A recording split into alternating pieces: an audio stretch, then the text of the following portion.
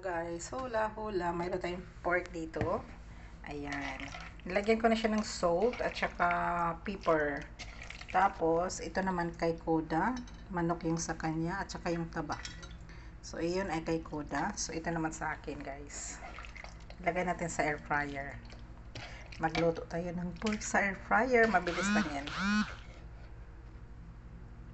Okay, so ilagay na natin sa air fryer. Nalagyan ko na siya ng asin. Asin lang naman.